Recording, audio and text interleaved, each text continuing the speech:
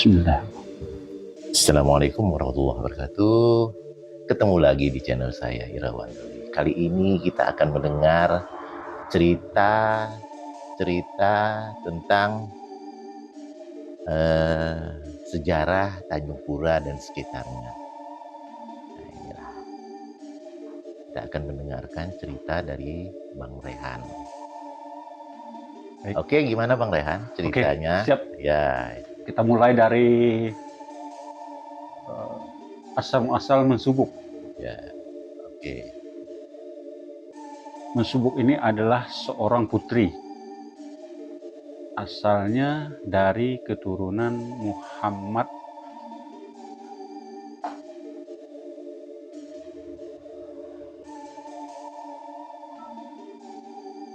Syekh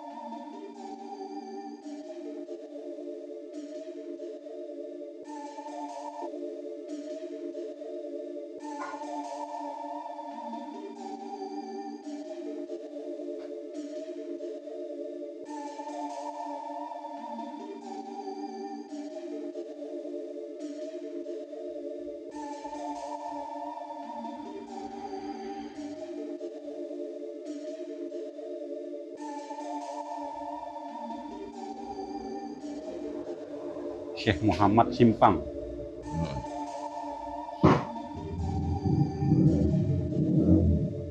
Sejarah di Ketapang yaitu keluarga besar Muhammad Saunan atau disebut Muhammad Saunan. Asalnya itu 5 saudara, yaitu yang paling terbungsu. Kita mulai dari yang bungsu, itu putri bungsu. Itu ditempatkan di Mensubuk. Beliau dapat kesakit yang luar biasa, itu sakitnya itu koreng-korengan. Akhirnya dapatlah di suatu tempat dinamakan Mensubuk. Nah, jadi beliau di tempat tinggalkan di Mensubuk. Yang dinamakan sekarang Mensubuk itu wilayah pembuangan. Sedangkan beliau ini dapat sakit akhir sekian tahun, beliau wafatnya di Mensubuk, dimakamkan di perbatasan antara makam raja-raja yang bernama Putri Kelenteng, Putri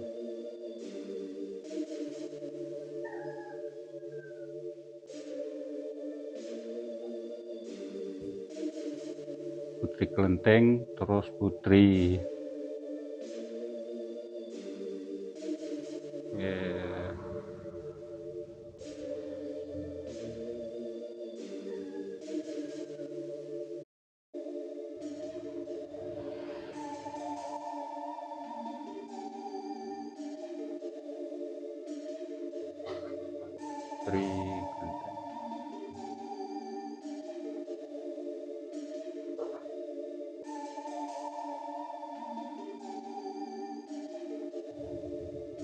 Yang kakak penyusu itu dipanggil Putri Kelenteng.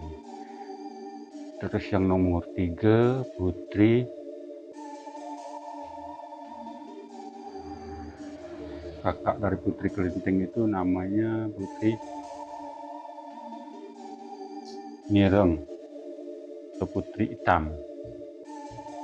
Nah, setelah itu baru kakak laki-lakinya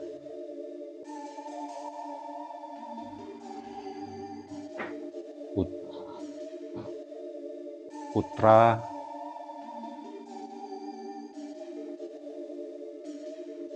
dinamakan putra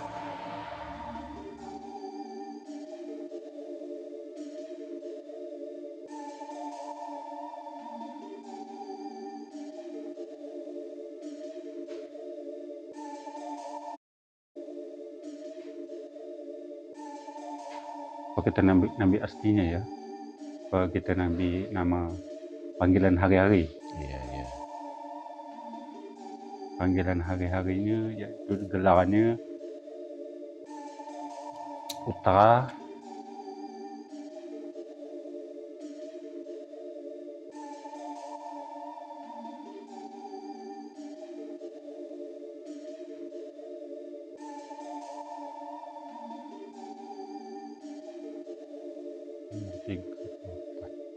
nomor 5-nya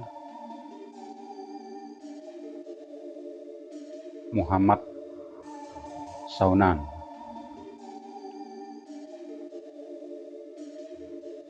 Putra Muhammad Saunan.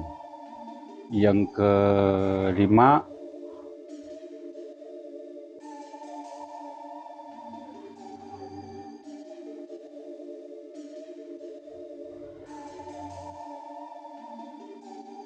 kita ambilkan 4 dulu, karena masing-masing punya wilayah kehidupannya. Nah, kita ambilkan dari tadi, kita mulai dengan putri bungsu. Beliau wafat di Mensubuk, sedangkan makamnya di perbatasan antara Tanjung Pura dan Mensubuk. Satu buah pematang, ada pematangnya. Kemudian datang ulama yang tua, itu bukan adik Muhammad Saunan, bukan, itu hanya pensiar kalau sebutan sekarang tuh pensiar agama, yaitu disebut Syekh Maghribi. Dari Sasilah Yaman. Itu sasilahnya tuh Syekh Maghribi itu Syekh dari Yaman. Nah, kemudian kita ambilkan dari putri Kelenteng. Nah, beliau dapat kekuatan itu membuka seluruh kunci di antara istana-istana, yaitu seperti istana Maireng, kemudian istana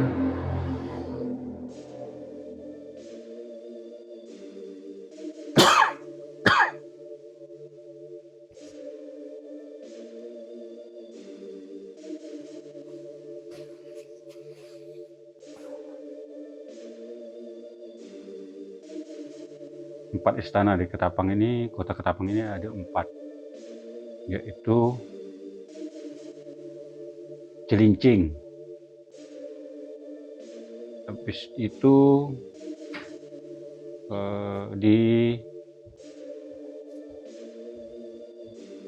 Tanjung Batu, habis itu Tanjung Pura. Nah, jadi makam beliau dimakamkan di Tanjung Pura. Setelah wafat dimakamkan di Tanjung Pura, beserta di dalam makam keluarga. Beda dengan putri bungsu. Kalau putri bungsu begitu sumpah bapak beliau, tidak dibolehkan dimakamkan di Tanjung Pura, di luar Tanjung Pura, makam keluarga, di luar makam keluarga. Junjung Buh itu? Iya. Alasan? Alasan karena penyakitan itu penyakit kutukan, dengan alasan Sehingga tidak disatukan di dalam keluarga. makam keluarga raja-raja, dengan alasan karena beliau dapat sakit yang sangat menjijikkan. Jangankan istilahnya di dalam keluarga, sasilah di mata masyarakat aja beliau tuh jijik melihatnya. itu sangat luar biasa lah untuk penyakit beliau. Penyakit dia, Nah, ujian ya. Kemudian datang seorang ahli dari yaitu yang disebut Putri Junjung Buih ini tadi. Ini dapat penyakit, akhirnya dibuang di lautan pertamanya, di pinggir laut, yaitu pesisiran pantai Mairang. Dikeluarkan lagi dari sakitnya itu, berobat lagi di kandang kerbau, Sungai Nyamuk namanya. Nah, habis itu tidak kunjung sembuh penyakit beliau, dikeluarkan lagi ke pantai Perpat Tujuh, di luar pantai, di luar anak sungai Pantai Tujuh, Perpat Tujuh. Nama sekarang tuh Perpat Tujuh itu apa? Pantai Air Mati. Pantai Air Mati. Disebut Air Pantai Air Mala. Air Mata Permai. Mata Permai disebut sekarang ini. Kemudian beliau dipindahkan lagi, tidak kunjung sembuh, dapat petunjuk lagi, dipindahkan ke Pasir Putih, atau sebelum Sungai Jawi itu apa namanya? Beras Basah. Tanjung Beras Basah. Tanjung Beras Basah. Nah, di situ diletakkan juga beliau pernah kisaran, kalau tidak salah itu 9 bulan, tidak kunjung sembuh. Dilarikanlah ke Ranggas Sentap, tempat kakaknya yang bernama abangnya Muhammad Saunan itu dinamakan Bang Patih Rangga sebutannya. Nah, jadi abangnya Muhammad Saunan ini disebut Patih Rangga. Patih Rangga, abang daripada Muhammad Saunan. Itu disebut Patih Rangga. Nah, jadi yang keempat itu adalah Patih Muhammad Saunan. Kemudian yang kakak laki-laki daripada Muhammad Saunan ini bernama Patih Rangga. Letaknya di penghuluan Sentap, makam di Asam Kumbang Sentap, somel besar zaman dulu dibangun somel, di somel, kisaran tahun 81.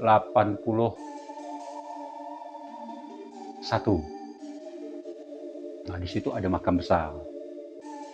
Masih sekarang, Bang? Masih sampai sekarang. Masih ada. Masih makam. Tapi jarang diziarahi ya? Jarang diziarahi. Nah, karena maaf ngomong, sasilah dari situ orang belum banyak tahu, dapatlah yaitu keturunan dari Patih Rangga tadi. Patih Rangga. Makamnya ada di situ. Sedangkan kakaknya ini, adik-beradik dari Putri Kelenting ini, makamnya di Keramat 9. Nah, itu pecahan keturunannya. Akhirnya disebut Keramat 9. Nah, jadi sedangkan Patih Rangga ini belum kita kupas. Ini bawa sampai tentang Putri Bungsu atau Putri Junjung Buih disebut. Gelarannya Putri Junjung Buih. Sedangkan hari nama dia itu Putri Bungsu. Dia punya panjang rambut tuh 7 meter. Ya Allah. Putri Bungsu. Putri Bungsu. Nah, sampai disimpan dia dapat sakit tuh, tidak mampu merawat rambutnya tadi, dimasukkan di dalam buci atau boko. Nah, dipotong. Tapi disimpan dalam buci itu. Disimpan di dalam buci ya, atau tempayan gitu-gitu sini. Orang kampung nyebutnya tempayan. Beliau wafat di Mesubuk itu tadi. Nah, dimakamkanlah di Posapatan antara Mesubuk dengan Tanjung Pura. Ada makam ya, Pak? Ada makam. Tapi tidak pernah di ini kan? Karena di luar pengetahuan makam-makam keluarga. Tapi wujud bentuk mesannya apa-apa ada memang dimakamkan. Secara goib atau emang nyata? Kalaupun sekarang mau dimunculkan barangnya 1 kilo dari makaman itu, dari makam-makam raja, karena di luar makam keluarga. Berarti dari sini dulu nih, dari makam Tanjung Pura dulu. Dari makam keluarga. Tanjung Pura, baru ngambilnya ke makam beliau. 1 kilo. 1 kilo dari situ. Mengarah ke Danau Musubuk. Danau Musubuk. Itu ada pematang. Ada pematang situ. Itu makam beliau. Di jalan lama atau jalan baru tuh, Bang? Di jalan lama. Jalan Lama itu tembusnya ke Desa Tanjung Pasar. Dari Sentap tembusnya ke Tanjung Pasar. Dari Tanjung Pura tembusnya ke Musubuk. Musubuk ialah tembus ke jalan Tanjung Pura kita sini. Iya. Yang terdekat sini. Tembus. Berarti antara itulah ya makam makam Ratu beliau Junjung itu Bui. ada di persapatan antara makam keluarga.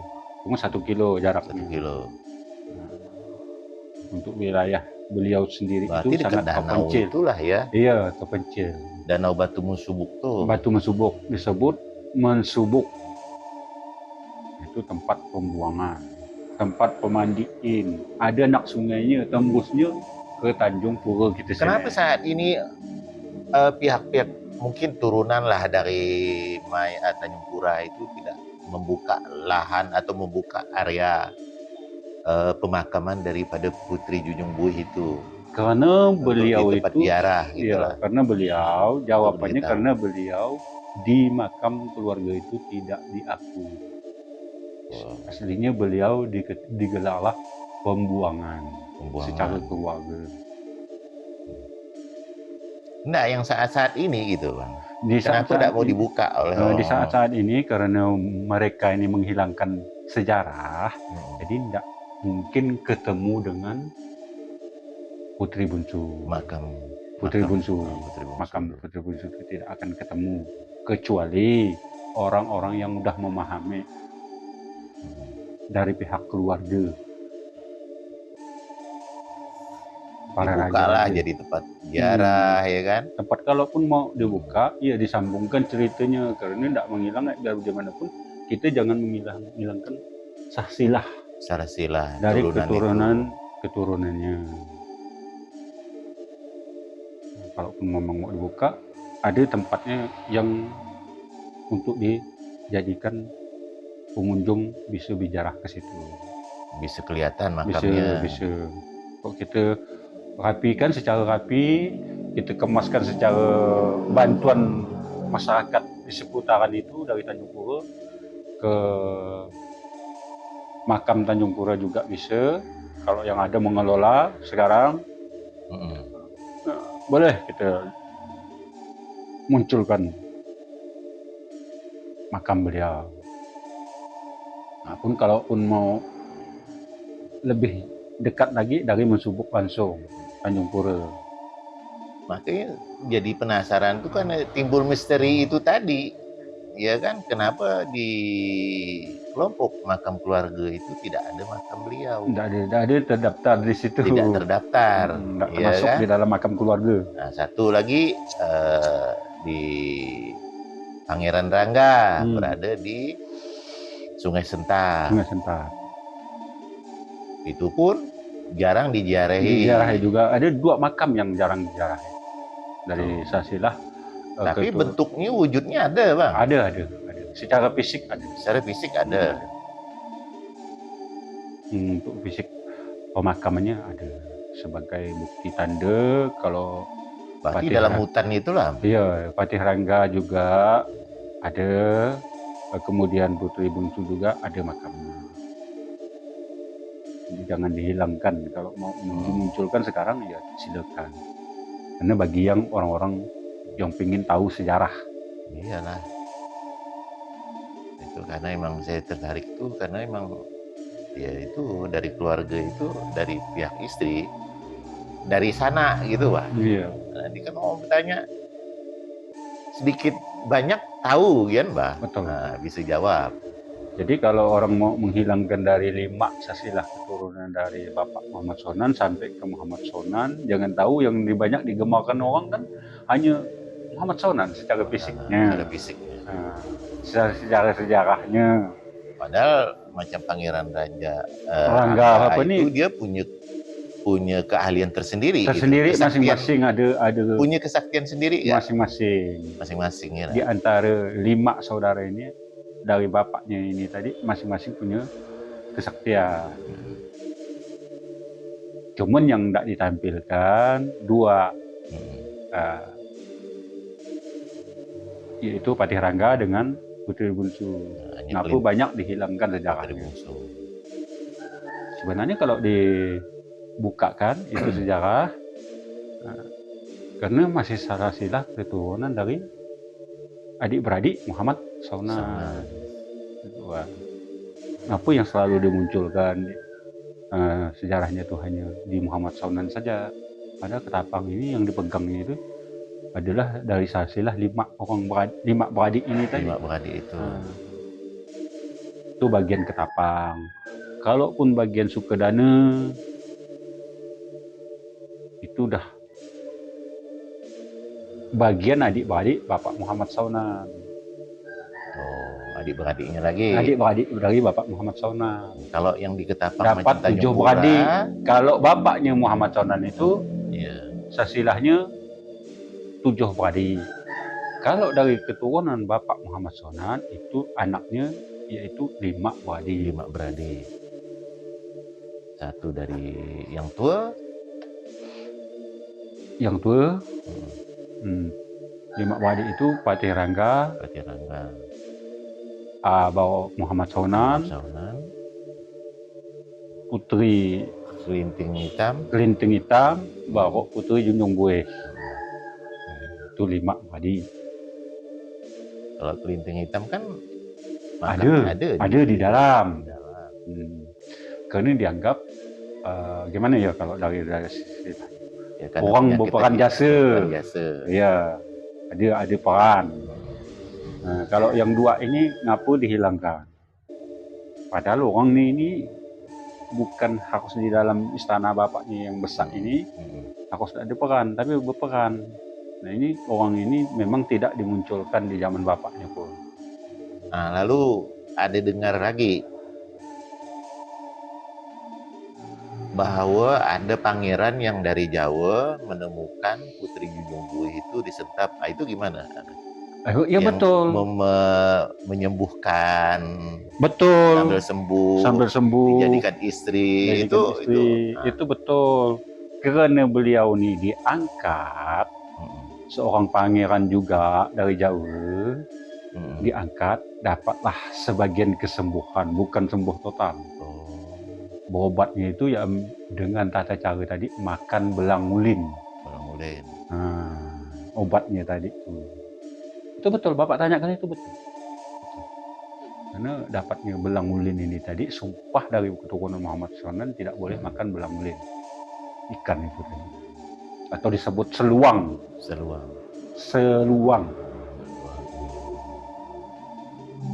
Nah, dan sampai sejauh mana dia yang dinikahi oleh pangeran itu? Beliau tetap bermakamnya, tetap dapatnya di Mesubuk karena udah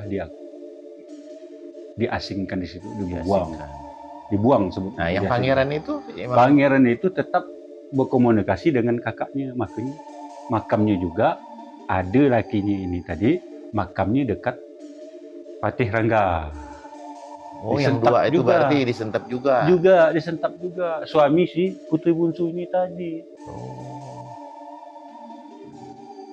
Berarti boleh nampak kilasnya jalan-jalan ke Senun. Makanya kalau kita nyusuk sejarah, kita bikinnya langsung di tempat. Ini jadi alur cerita dulu. Alur ceritanya dulu, kemudian kita munculkan dari tempat-tempat sejarahnya tadi. Sejarahnya kita berjalan. Mengunjung. Langsung berkunjung ke situ, langsung bicara. Memang harusnya gitu. Jadi ada pembuktian bahwa secara supaya mendapatkan secara fisiknya di Sentep itu ada ini 2. Ada ini 2. Kemudian berpisahnya lagi di Keramat 91 ada 3 syekh yang terbesar di situ. Untuk penyebaran agama dari Hindu, pemeluk Hindu atau Karengan. Nah itu dapatnya 3 syekh terbesar. Di makam Tanjung Pura adanya 5 syekh terbesar, termasuk Syekh Maghribi. Itu orang-orang pendatang, bukan asli pribumi. Itu tujuannya mensiarkan agama mensiarkan agama Islam, termasuk Islam. Bapak Muhammad Saunan masuk Islam, terus Muhammad Saunan juga masuk Islam. Awal mereka tuh Karingan, Hindu. Hindu.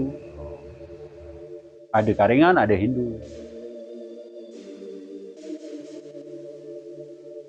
Mungkin ya yang sekarang ini di Mulia Baru, Negeri Baru. Negeri Baru, iya. Yang Hindu. diketemukan makam candi itu bukan candi, petilasan Muhammad Saunan, termasuk Patih Rangga. Oh, yang bata-bata itu petilasan, makanya petilasan beliau. Barang sejarah di situ harus dibudidayakan. Kalau orang nggak ngerti, apa yang untuk diwujudkan fisiknya, pembuktian sejarahnya, seharusnya dibangunkan. Contoh di Pasir Putih.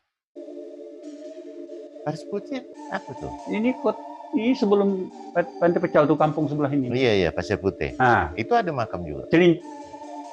Makam juga, termasuk bihara tempat sejarah Hindu. Salam. Itu sejarah Hindu. Sejarah Hindu termasuklah silsilah keturunan dari itu tadi. Jadi kalau kita tidak tahu, paham, di mana mau mencari sejarahnya? Fisik barang itu buktian kita tidak ada. Itu bihara tempat penyebaran agama Hindu di Pasir Putih. Pasir Putih. Di mana lokasinya itu? Di RT berapa ya di situ? Ada makam nggak di situ? Makamnya itu bentuk gimana? Ada bentuk makam, ada tempat-tempat ibadah untuk Hindu khusus di situ. Memang khusus. Udah ditemukan? Bukan ditemukan lagi, memang ada nyatanya, tapi tidak disejarahkan di situnya, tidak dimunculkan ke permukaan. Sejarahnya itu tidak dimunculkan ke permukaan. Berarti banyak hubungannya ya? Gimana kita mau buktikan sejarah kalau tidak ada?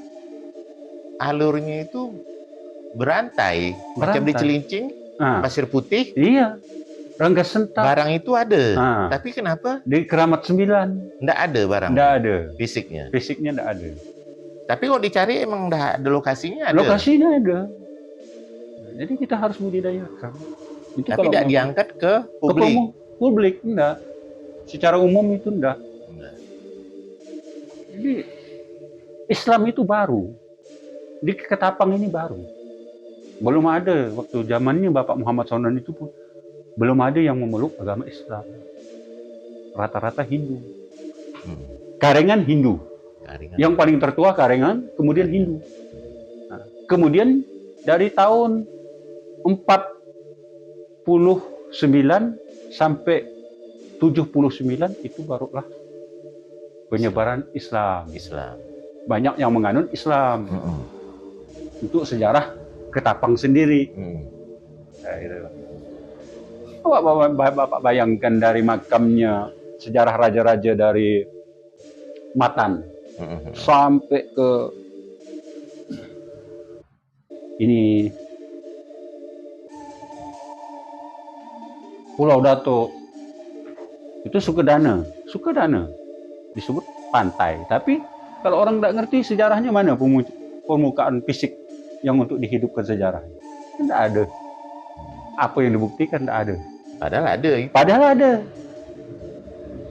Kita suruh-suruhnya dari awal, para sejarahnya, fisik barangnya seperti apa, kemudian tempatnya di mana. Nah, orang bisa paham. Ke publik itu bisa paham. Memunculkan. Jadi kalau untuk di situnya, ya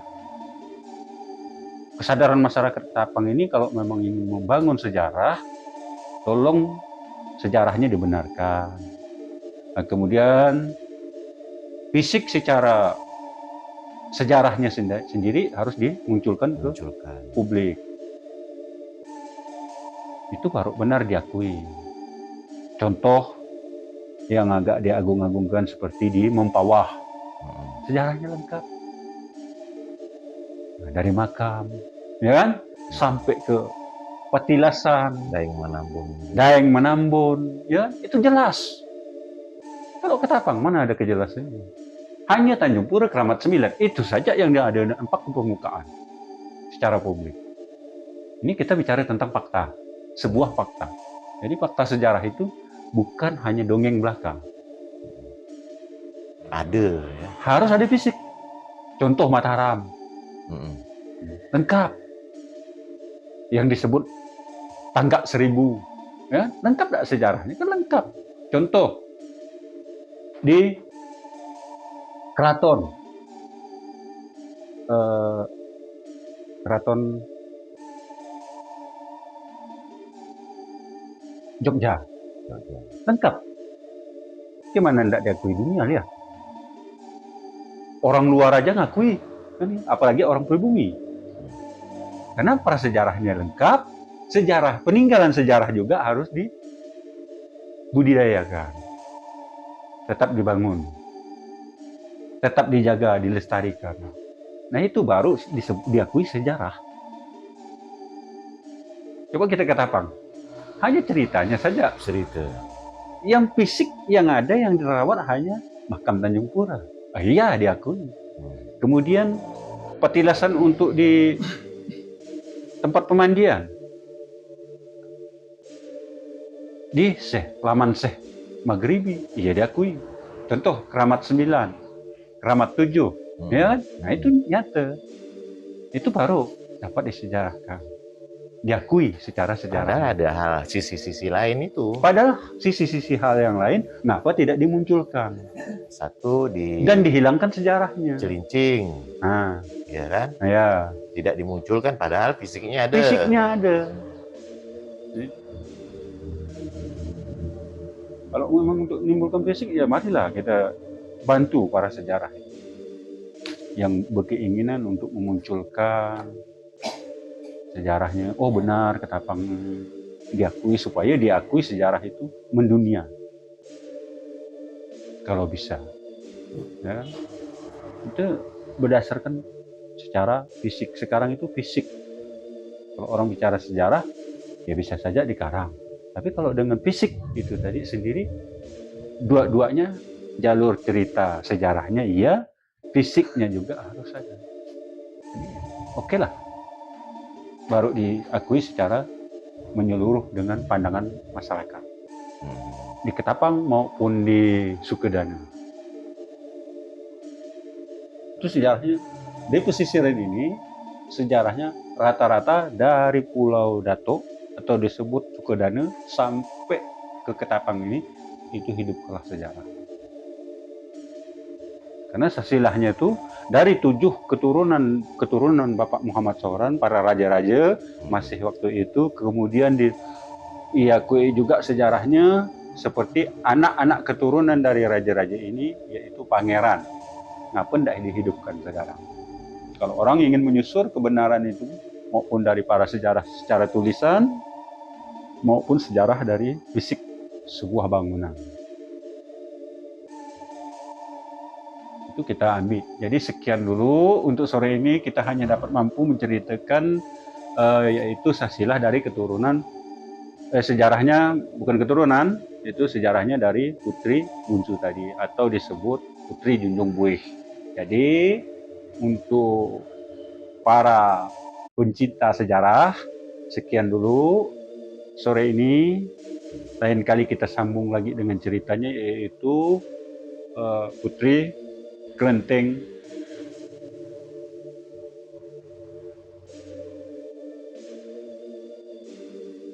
Hitam. Jadi untuk sementara ini kita tutup dulu. Kita lanjut nanti episode yang berikutnya, itu Putri Kelenteng Hitam. Dengan kesaktian-kesaktiannya. Bersejarah daripada orang-orang ini kita timbulkan, yaitu sejarah daripada kekuatan masing-masing lah yang mempunyai hal-hal di luar nalar manusia biasa. Luar nalar manusia. Nah, itu ada kekuatan masing-masing di antara 5 beradik ini, ada masing-masing mempunyai pegangan kekuatan. Jadi sekian dulu untuk sore ini. Waktu kita udah sangat singkat. Sekian dan Assalamualaikum warahmatullahi wabarakatuh. Ya. terima kasih Bang Dadan. Abang kita udah bercerita tentang sedikit sejarah di Tanjung Pura. Mungkin beliau akan menyambung dengan cerita-cerita lain yang lebih menarik, lebih lengkap lagi di lain waktu dan kesempatannya. Oke teman-teman, terima kasih. Jangan lupa like and comment subscribe untuk channel saya Irawan Doli. Semoga lebih berkembang dan bisa menginspirasi cerita-cerita atau menghidupkan cerita-cerita lama menjadi lebih terang benderang lagi. Oke, terima kasih. Assalamualaikum warahmatullahi wabarakatuh.